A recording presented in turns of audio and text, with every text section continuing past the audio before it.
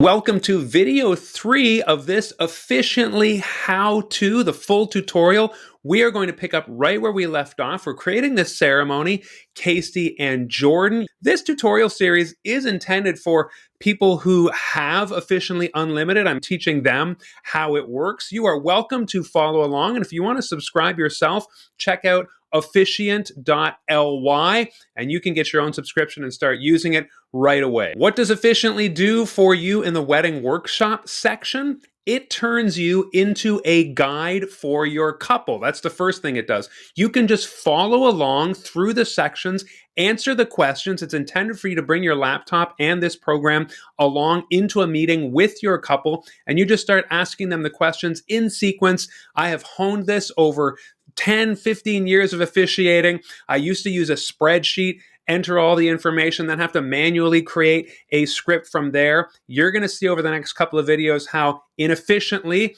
it takes down all of the ceremony details that you will ask your couple, everything they want, nothing they don't want. And then with the click of a button, it's going to port things over and import all that information into the ceremony script template that you already created in the last video. So you turn into that guide for your couple, and your couple gets the ceremony that they want. This software, again, complements the Unboring Wedding style and system and process.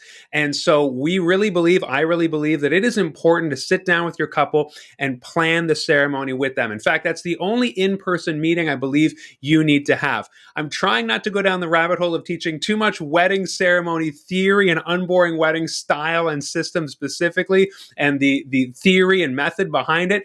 If you want to know all that, grab my course, unboringweddingacademy.com. That's where you'll learn more about that. Here, we're just learning how Officiantly works. So let's go right into the program now. And we are in the ceremony of Casey and Jordan that we created in the last couple of videos. Let's go now into Wedding Workshop. This is our first control panel in the dashboard for this ceremony.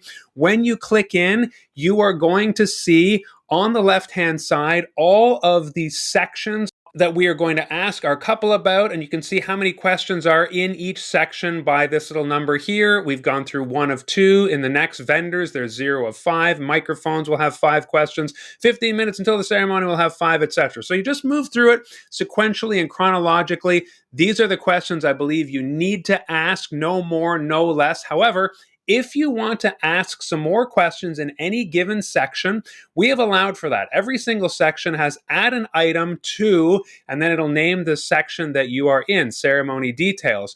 If you want to add something to a section, again, I don't tend to need to do that, but just like the templates, if you want to ask a question to your couple in the ceremony planning session, I call it the wedding workshop with them, we can do that here. You just need to write the question that you asked them. It will appear in the section, and then you type the answer in the field. Okay, so you got to write the question and the answer, and it'll appear in the script in the next video, in the next section of Officiantly. Now, this is pretty self-explanatory, pretty straightforward to use this. When is the wedding? This will already be populated because you set up the ceremony. Now, if a couple booked me a year ago, sometimes this changes, and that's why we have it here. I always say to the couple, I want to show up at the right time and the right place. So we have the date here, and it's what you entered when you set up the ceremony, but you can change it here if you need to. Where is the wedding? Algonquin Resort. That's being pulled in from the ceremony that you set up. When and where is the rehearsal? This is kind of our first question. It will show up in the template. If you remember from the last video, it'll show up in your template where it says rehearsal time and date. And then there was a placeholder there. Well, this is the information that's going to be put into that placeholder at the top of the wedding ceremony script.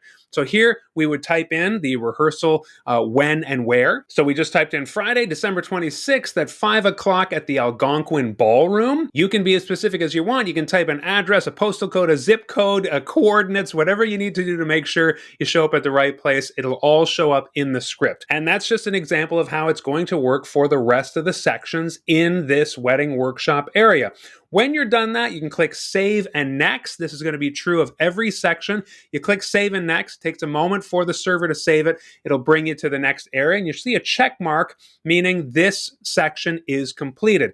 Now we get into the vendors. I'm going to fast track and just add some information here. But basically what you want to do is you ask your couple, who are your photographers? Who's your videographer? Do you have a planner? Who's your DJ? Who is handling sound, AV, tech stuff? And if there's another vendor you wanted to put here, this is an example. Like if there was a venue coordinator, you would type that here and write the name. So I'll show you an example of that. I would want to follow the format here of the person and then, or the role, and then a colon.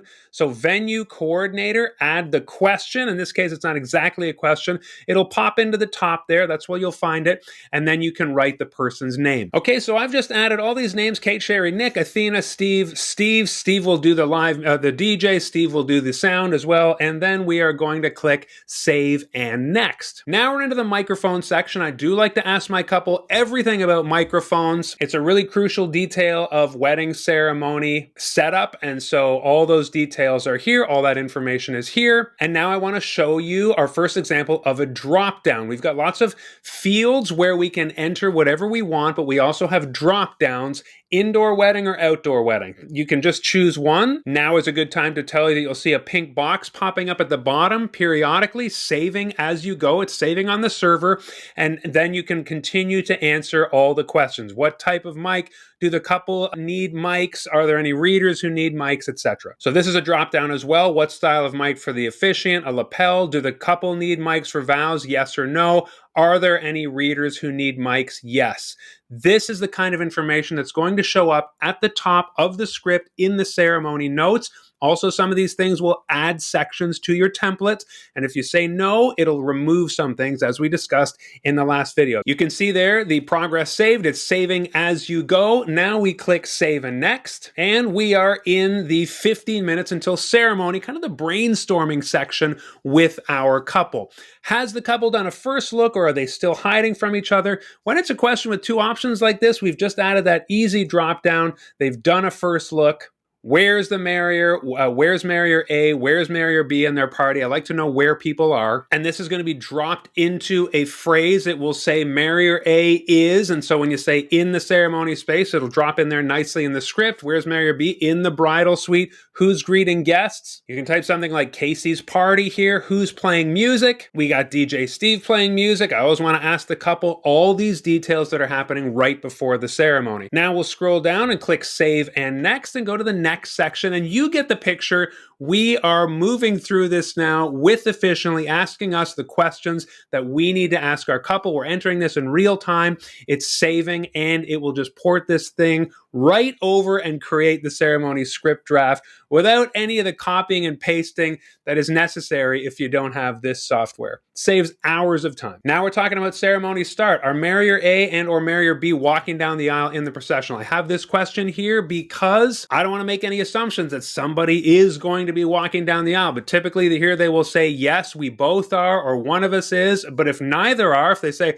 no, we just want to kind of come to the front, it'll be more like a scrum, a casual start. Well, that option is here too. So are they walking down the aisle? We'll say in 90% of ceremonies, yes. Is anyone escorting marrier A or B down the aisle in the processional? This is important for other questions popping up in the workshop and information popping up in the script. So let's say, yes, there is an escort. If yes to the previous question, who? So now you ask your couple, who is escorting you down the aisle? Again, typically, traditionally, marrier B, it might be a bride, it might be a groom, but the person who is traditionally taking on that role of walking down the aisle with an escort to the marrier who's waiting at the front. This is where you want to get their name. And I'll just show you a best practice here. You also typically want to add the title or the role or the descriptor of the person in brackets, just so it'll show up later and you can remember who they are in the script. Your couple's going to be throwing a lot of names at you here. And so I find in my script, it's good to know the role, especially when I get there with the script on site. I can look down and say, oh, it's Doug, and you are the father of the bride. Okay, so I just added Doug, father of the bride. Now, does marrier A have a wedding party? If they don't have a wedding party, you'll click no, and then other options will disappear, and you won't have to worry about that at all. if they have a wedding party, and this is anybody who's going to be coming down the aisle at all, you want to click yes. So this is not just, oh, we've designated these people as a party, or no, we don't call them our wedding party, but they're coming down the aisle. If someone's coming down the aisle, we want to say yes to this question, okay? So does Marrier A have a wedding party? Does Marrier B have a wedding party? We'll say yes. Again, most ceremonies they will. Are Marrier A or Marrier B's party walking down the aisle in the processional? Are they, maybe they have a party and they're all sitting, okay? So you've answered yes to that, but then your couple says, no, they're not coming down the aisle at all. We're not doing that whole thing. Well, then you click no. But if they are coming down the aisle or standing at all in any sort of order where that's going to be important, we want to get those details down. A wedding ceremony officiant's script that is only the words that the officiant says is only half done. You need all these stage directions. So are they walking down the aisle? We'll say yes. How and when does Marrier A enter? This is important because now you are going to ask specifics about the person who is not walking down the aisle, typically Marrier A, groom in this case, Casey. If they're not coming down the aisle in the processional, how do they enter? Well, maybe they are coming in the processional, maybe they're not. And so a lot of the time, I would say the groom is walking in with a parent, with both parents. Again, I'm not going to get into all that. That's what my course, Unboring Wedding Academy, is for, to unlock all those options, to talk them all through, to teach you what is typically done. Here, we're just learning the function of efficiently. Again, I'm not going to fall into that precipice as much as I would love to. And we're just going to say that Casey is coming in with both parents. There we go. A lot more can be said, but with both parents, how does the officiant enter? You need to know how you're going to get up there. A lot of the time, if the groom is coming in with parents, then you will walk up with the party, with the groom's party in this case. And so that's exactly what we will type here with Casey's party. There we go, with Casey's party. Is there formal or honorary seating? Again, I'm not going to teach all this, but this is a tradition where you seat some people before the processional. They're not in the processional. They take their seat last as a kind of honorary formal seating right before the ceremony starts. And in the Unboring Wedding Style and System, we do that before the opening remarks. You saw that in the template. A part of my style and system is to get up there. This is what I teach people in Unboring Wedding Academy. Get up there, make opening remarks, warm up the crowd. You can find other YouTube videos where I talk about that. And so that's built right in here. Is there formal honorary seating before we start the ceremony for people who are not in the processional? Let's say yes, so I can show you how it works. Add people to the seating. In this case, we did have Casey coming in with both parents. That would be an example of formal honorary seating. They're not in the processional. They're coming in last when everybody else has their seat right at start time. You walk up as the officiant with Casey's party, and then he walks in with his parents. Are there others? As a grandparent, for example, in this case, Dad, Doug, was walking down the aisle. Well, what about if Mom is going to be there? You'll want to talk about that right now. Do you want your mom to be seated? And a lot of times the bride will say, yes. So then you talk about who will escort Mom. One of the most obvious choices is if the bride has a brother, that is often the person who escorts. It can be a best man. It could be somebody else in the groom's party, whether it's male or female. So you're going to want to talk about that stuff. Again, that a lot of that how-to and the theory and philosophy and style and things to consider, that's an Unboring Wedding Academy. So right now, we're just going to add the people, and this is what you're going to do, who are in the formal honorary seating. So we had Casey, of course, and you're just going to start adding names. And this is the other important key concept that you need to know here is that you don't need to worry about order right now. We are going to shuffle names around with a drag and drop system that Officiantly features. I absolutely love it. It's so easy. We're going to deal with that in the entrance section to come. Right now, you're just adding names. So we got Casey, then you're going to add Frank. Let's say Frank is the father of the groom. And then let's add Jim as the other father of the groom. Okay, so there's Casey with parents, Frank and Jim. Wonderful. What about the other person coming in? Mom, let's say her name is Barb. Great, we just added her in. Who's going to escort Barb to her seat? Well, now we can say very often it is, let's say, a best man, but maybe the brother. That's kind of the perfect person, whether or not the brother is in the wedding party. In this case, let's say that brother will simply escort Mom in and take his seat with her in the front row. And let's say his name is Will, brother of the bride, add him. Now we've got all these people. You can delete somebody if you want right there. You can edit their names. Don't worry. Nothing is ever locked in indefinitely and efficiently. Lots of flexibility. If you wanted to, again, add a question, you could do that. Okay, so we got all that information. Save, and next we have figured out our honorary formal seating, and we are going to move now into the opening remarks, as I discussed. So theoretically, formal seating happens, then the party is up there, or maybe not, and you are, as the officiant, addressing the guests. This is one of the top secrets of Unboring Wedding. What makes it so fun, it breaks the ice, you have a great time. Here's essentially the content of your opening remarks.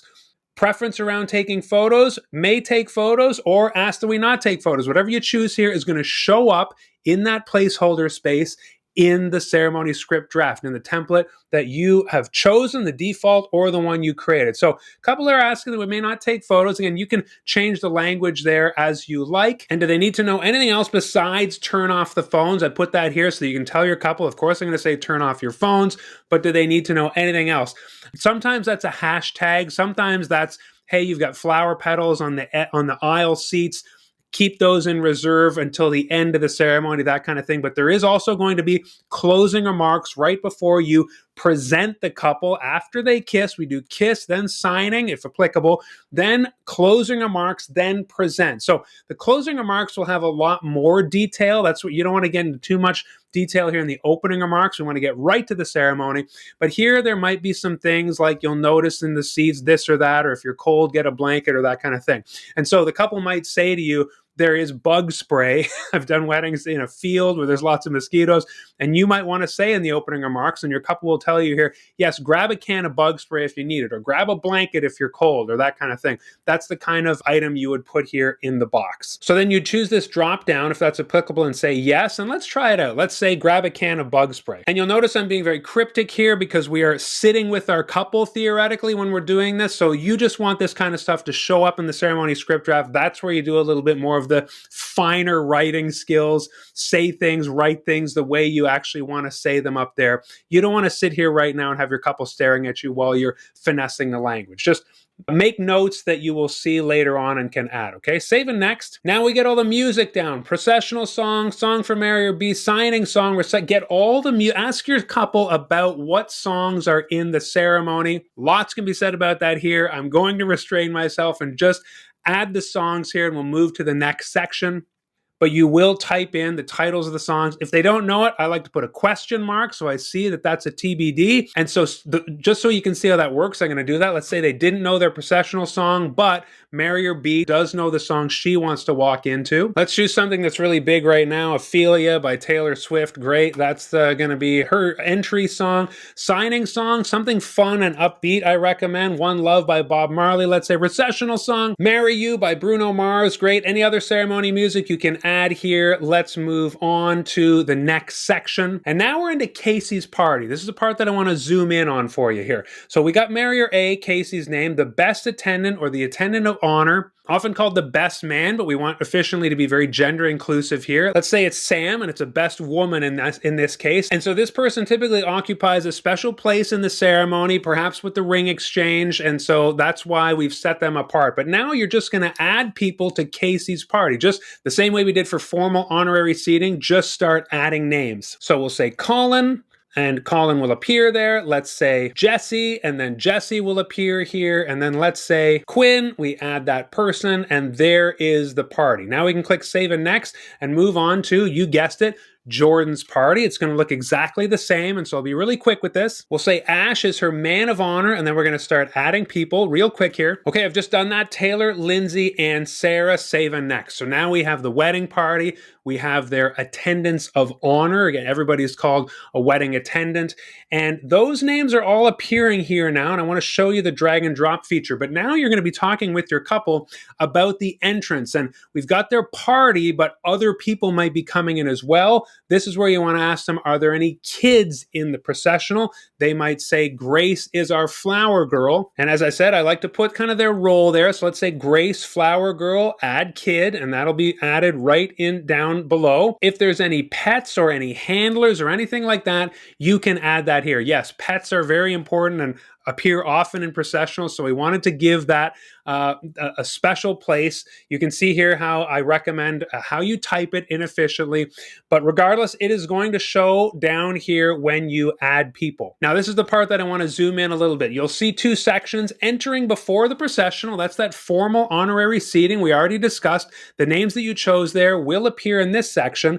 And then the processional. That is when you say, let's begin after your opening remarks, and these people will walk in. Well, the order is very important. Let's look at the buttons here across the top. We've got delete. You can delete a person entirely. Don't do that right now. But again, if you happen to, you just add them again. You can edit the person's name, and you can add everybody that's entering before the processional. You can add to the processional, and you can move someone from the processional into the entering before the processional. Okay, so the processional for the entrance is the main event. So add someone to the processional or move them from the processional into the honorary seating that happens before the processional. That's how this works. So there's the moving around of people from one section to another. That's an important concept here. The other concept is people will be walking in together potentially, right? We're not having Casey come out, then Frank, then Jim. Casey wants to walk in with both his dads together as a group. That's why we've added this grouping feature. The way to group people together is simply to take a name and drag it on top of another name. Look, they have been grouped together. You can do this for as many people as you want, although typically it's only 3 people. The aisle is not going to be like a runway strip. We're going to drop Jim in here as well. And now Casey's walking in with Frank and Jim. They're a group. If you drag somebody in by accident, you can click ungroup there, because now we have a new button, and they were removed from the group. But let's put Casey back up here, and Barb is going to be walking in with Will. So do the same thing. Drag and drop, and now they're coming in as a group. It's amazing. I love this feature of Officiantly. Now for the procession, we have Grace coming in first. Maybe Grace is coming in right before Jordan. Let's say in this case, okay, they confirm. Now we have all those people you added before, including the wedding party. Well, remember, we agreed with our couple that the officiant, in this case, me in this ceremony, was walking in with Casey's groomsmen. Well, they're all listed down here. So all you have to do real quick while you're talking to the couple is say, oh, Colin, Jesse, Quinn, and Sam, they were all in the pre, right? They're coming in before. They're not in the processional. Now, if they are in the processional and they're walking in 2 by 2, that's, again, just like above, you could drag Colin in with Lindsay or pair them up. But let's say they're in this processional section. We don't want them there. We want them in the entering before the processional section. You know what to do. Move Colin up there, move Jesse up there, move Quinn up there, and move Sam up there. And then let's take a look at the order. That makes sense. Colin, Jesse, Quinn, and Sam. This is where you'll ask them, what order do you want them standing up there? And depending on the order that they're going to be standing there, you're imagining you're walking in first to kick off the ceremony, and they're all behind you. Again, Unboring Wedding Academy will teach more of the how and the why of all this stuff. But if you wanted, say, Sam to come in first, well, then you're just going to want to grab that individual and move them up to the top, because this is going to be the order how they come in from first to last. If you don't want them to be dropped in with somebody else like that, let's ungroup them. You grab the little horizontal line in the top corner and move them up that way. So grab that top left corner and you can move them around as an individual, and they won't be dropped in with another person in a group. Okay, so Sam, then Colin, then Jesse, then Quinn, then Jesse, say. Okay, so now we've got that taken care of. Now we move back into the processional and do the same thing. Let's say Taylor needs to go somewhere else between Sarah and Ash, then we'll just drop them in like that. And then Jordan, of course, is coming in with Doug.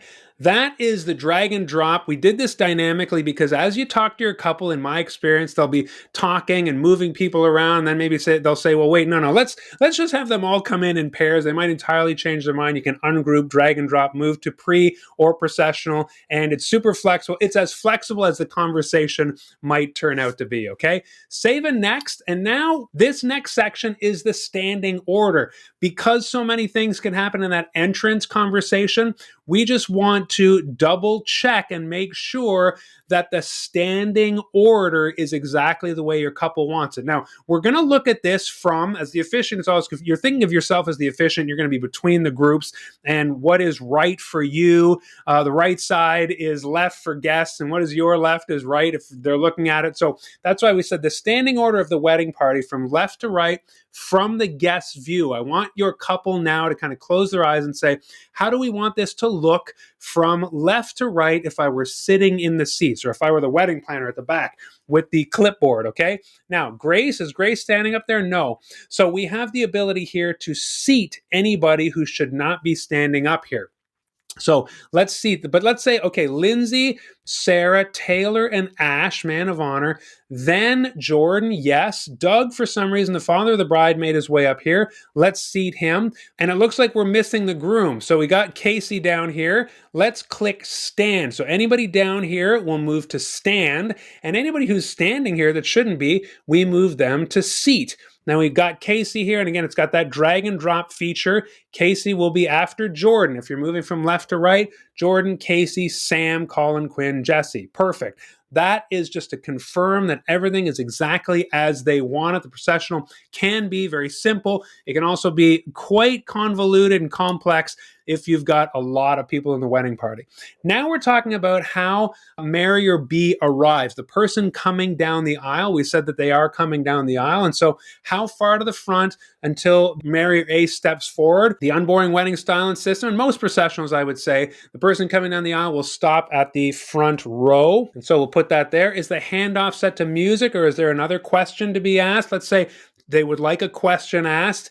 What question is to be asked? We've got some examples here of the traditional, who gives marry or B to be married to marry or A. A lot of folks don't really love that. So escort name, do you stand here in support of Mary or B's marriage? You can ask other parents. There's a few options here. The most typical one I would say that people choose is escort name. So Doug, do you stand here in support of Jordan's marriage to Casey today? So that's what you'll run them through the options. Again, this software is about making you their guide and presenting you with the options that they need to know. Not death by a thousand choices, just what they need to know to craft the perfect ceremony that they want.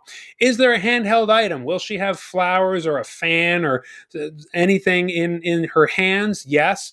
Who will it be passed to? Typically, it happens to the attendant of honor. So let's say Ash. Will someone need to arrange the dress? Yes. If yes, who? Ash. Okay. Anything to add? As usual, you can do that. Let's move on. Now we are into the elements of the ceremony. This is the stuff that they may want to what do they actually want to happen? We're going to talk about vows here. We're going to talk about rings, but what about other things? Well, this is, and we touched on this in the previous video, has a significant member, family member or friend or something passed away who we'd like to acknowledge. Yes.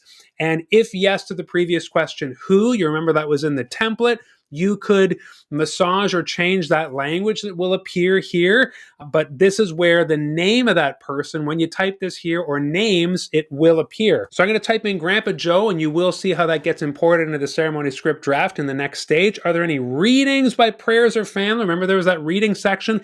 If you selected no here, it would not appear. Let's just click yes, though, so you can see it in action. If yes to the previous question, who, let's say Aunt Sarah, and any religious elements like prayers or blessings. If you click yes, this is going to appear in the ceremony notes at the top of the script so that you can see it, and then you can add that section. We don't have Officiantly automatically adding religious sections because, of course, there's just too many options in terms of what it could be based on which faith tradition or spiritual bent or whatever it is, preferences are around faith and spirituality. And so we just want to say yes, and then what elements? So let's say a blessing. Are there any unity rituals? Let's say yes, and we discussed sand mixing before, so let's just say sand mixing. Are there any custom elements? Let's just say no in this case, but here, if there's a blended family happening, we want to do that kind of thing. Again, these questions are here so that you don't leave any stone unturned as the officiant and you don't miss something. They're fairly inclusive, and so I'll use my judgment a lot of times. If it's a very young couple and I know they're not doing a blended family, I might skip this question, but it is here. You can click the delete button as well for any of these if they don't apply, but you can also click no or just skip it. Vows vow style, there's 3 vow styles: write and read your own, repeat line by line, or I do. Let's say they choose write and read your own, but they also want to say I do. That's where you choose, do you need a second vow style? Yes. Which style? I do. Okay, great.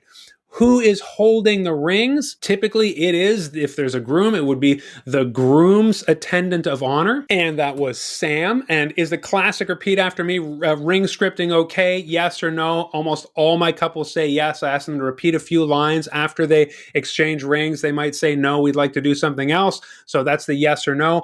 The pronouncement. I.e., for example, husband and wife, or wife and wife, or husband and married. I asked them, when I pronounce you, after you kiss, do you want me to, before you kiss, not after. Pronouncement. Next is an example of wording you can use. We give you a field here where you can type in the exact wording that you would like. So husband and wife, or wife and wife, or I pronounce you married. So you just got to think, I pronounce you what? What language are you going to say after that? Let's say married in this case. That's all you have to do. That'll get put into the ceremony script draft. And then for the pronouncement as well, when you say the next line, I pronounce you married, you may kiss your bride, you may kiss your groom, you may share your first married kiss. There's a few ways to say that. And so just run them by those options here and let them choose and then type it in. So let's say you may share your first married kiss. Excellent. And now we are through the elements of the ceremony. You can add other things, but we already asked, do you want religious stuff? Do you want unity rituals? But maybe there's a song. So is there a song? That's where you'd add that, and you'd write the song by who, that kind of thing. Registry signing here in Canada, and I teach this in Unboring Wedding Academy. I really recommend that you, after the pronouncement, sign the papers right there as part of the ceremony, play a fun song, and you walk them through that in the music area of this wedding workshop already. But now we're getting details around the signing. If this doesn't apply to you, you can just skip this whole section. But which 2 people are the witnesses? It's very typical that it's the attendants of honor, but it could be someone else. But in this case, we'll say Sam and Ash. The setup style, table with chairs or a standing table. Standing table is nice and simple, but if it's a table with chairs, I always recommend 2. So if sitting, can they sit together? Some of these questions here are just prompts for you to discuss with your couple. This does not apply here because we chose a standing table, so I might just delete that altogether. It's the first time we've deleted something. We can make a question go away. And then at the end of the ceremony, if you have to give a part of their wedding paperwork, their marriage paperwork, which I do here where I officiate, to someone, I don't like to give it to them. So I always ask them, who should I give your portion of the license to before I leave?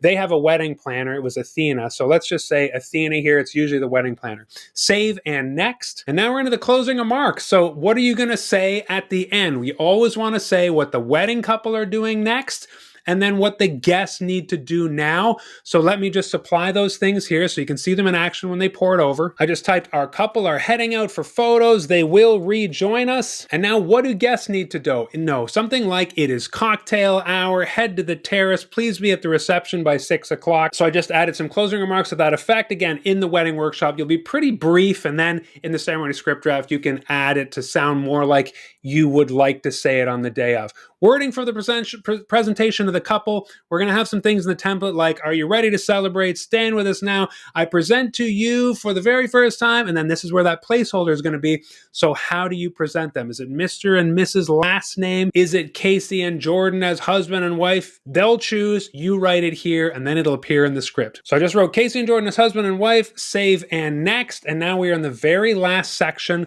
the recessional. Not much here to type typically. They just exit. Do the parties recess in the reverse order of entry? Usually 2 by 2. Yes. If no, what are some special considerations? Now, the reason for this would be if they were a very odd number and you'd have to make some notes. Like, okay, well, one goes first, then the other, it's staggered, that kind of thing. So you might need to add a bit of detail here. We've allowed for that. Where are the parties going when they leave? I like to ask the couple, do you want the party to stay hot on your heels and go with you to photos? Or do you want them to go to the bar and join the guests, etc.? So just type that here, to the bar, let's say. And then we are done. The last field, last button is save. And that is going to save all this information. Your information has been submitted and it is ready now to create the ceremony script draft literally with one click. We are going to do that in the very next video. Presumably you will do that in a later time. You're not going to do that right with your couple, because when you are done your wedding workshop with your couple and you say goodbye and you drive home or whatever, or maybe say goodbye and then sit back down and do this stuff, you might want to go back through and look for any parts that are left undone, any questions you forgot. This is saying 4 out of 5. Any other ceremony music, you can delete that because it is not applicable in this case. And when you delete those, then that check mark will appear and everything is finished. Now, there were some maybe outstanding items, question marks, that kind of thing. Not going to get into all that here. Again, Unboring Wedding Academy. But now you know how the wedding workshop fully works, and you are ready to generate the script. So you go back to ceremony overview. Let's see what happens, how Officiantly turns all that information seamlessly into the script using your template that you chose in ceremony setup in the next video. See you there.